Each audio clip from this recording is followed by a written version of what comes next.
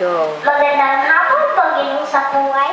Ano po ba ang TESDA Specialista? Magandang hapon. Ang TESDA Specialista ay programa na galing sa ahensya ng TESDA.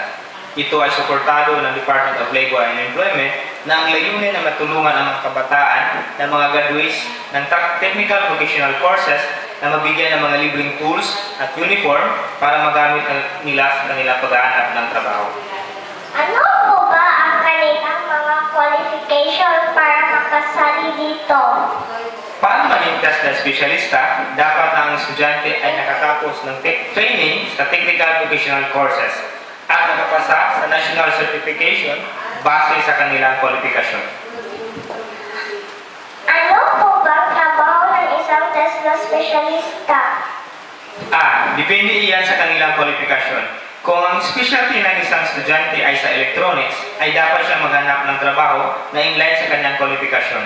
Halimbawa, ang computer hardware servicing na estudyante ay dapat na maghanap ng mga kliyente na may mga sirang computer at sila ang mag-ayos nito sa murang halaga. Saan ba sila pwede mag-apply? Bilang isang advisor sa computer hardware servicing, kami ay isa sa mga napiling technical vocational school na pumili ng mga estudyante at i-endorse ito sa TESDA para mabigyan sila ng mga libreng tools. Maraming salamat po sa oras ninyo. Walang anuman, Ms. Nicole.